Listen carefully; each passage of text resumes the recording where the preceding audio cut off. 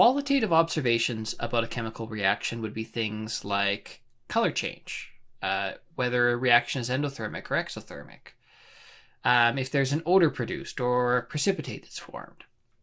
But often we want quantitative information about a chemical reaction as well. And quantitative information about a chemical reaction means that I'm collecting data. Gravimetric stoichiometry is a way to determine how much of one chemical entity is produced or consumed if we know the reaction and we know something about the remaining entities, or at least one of the remaining entities. And there are three assumptions in stoichiometry.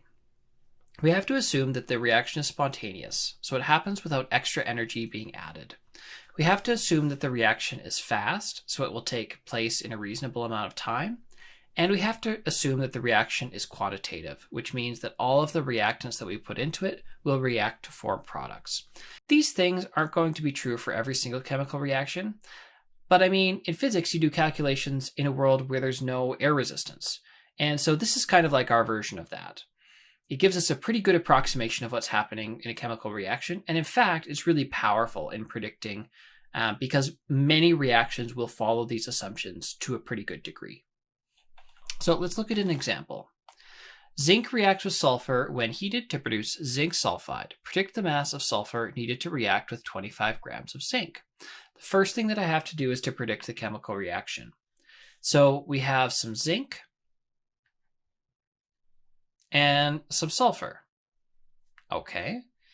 Now this isn't all that I need. So I need to know what state of matter each of these things is. And some of them might come in groups of more than one. So I can go to my periodic table. I see that zinc comes as a solid, as does sulfur. But I also have to remember that sulfur comes in groups of 8. So sulfur is one of the polyatomic elements that when it's by itself, it comes in groups of 8. Then when they come together, this I should recognize as a formation reaction. If you don't, go back and review reaction types because you're going to need to be able to predict reactions here. This is a formation reaction, so my product is going to be zinc and sulfur together. And so that's going to make zinc sulfide. And I need to not forget, I have to look at the charges of each of these things as I figure out the chemical reaction. So if I take a glance at my periodic table, my zinc comes with a 2+ charge. My sulfur, my sulfide, comes with a 2- charge. So that means that one zinc and one sulfide will balance out properly. So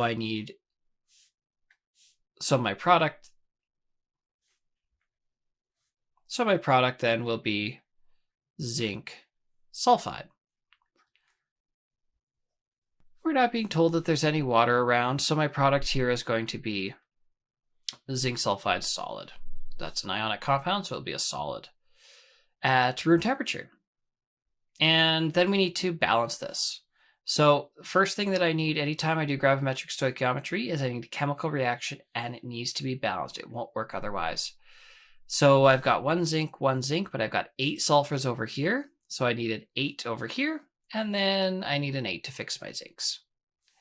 Now I'm going to place the known information under the corresponding species. So I know that I have 25 grams of zinc. So that's going to go right under my zinc. And I want to predict the mass of sulfur needed. So I'm looking for the mass of sulfur.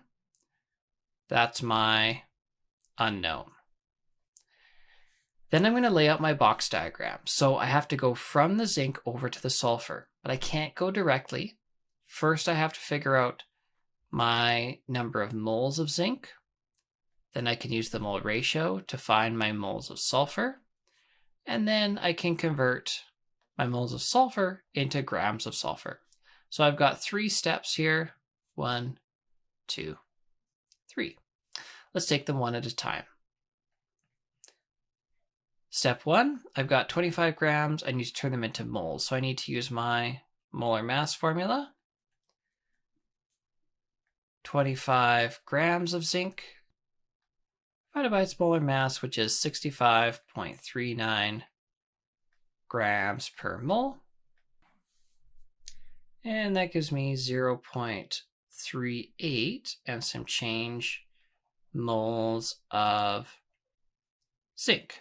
And I need to specify what they are because I'm going to be dealing with moles of sulfur in a minute. And I have more digits in my calculator, and I need to save those and use them in my next calculation. I just don't want to have to write them out every time. So now I need to use my mole ratio.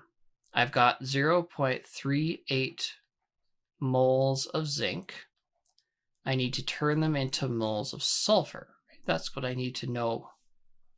So in order to get the zinc to cancel, I have to divide by the zinc, and it's got a coefficient of 8.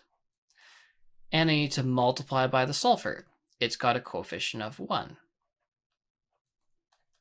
So that means that my zinc will divide by itself and cancel.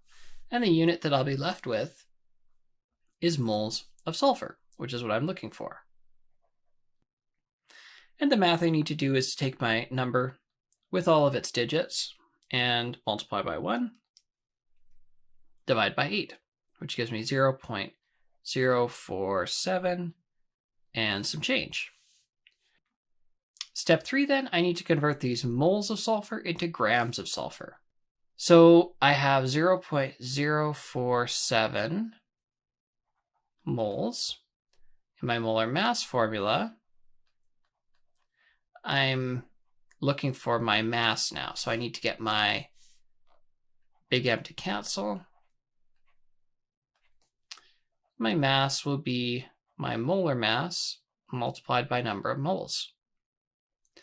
Now, with my sulfur, there are 8 of them that come. So my periodic table tells me that sulfur has an atomic mass of 32.07. But because they come in groups of 8, we need to multiply that by 8. So my sulfur's molar mass will be 256.56 grams per mole. And we need to multiply that by my number of moles, 0.047, and all of its change, which gives me 12.3 grams. I get 3 significant digits here, so I need to round this number to 3 significant digits, and these are grams of sulfur. I need to specify what they are. And that's my final answer. Predict the mass of sulfur needed, 12.3 grams.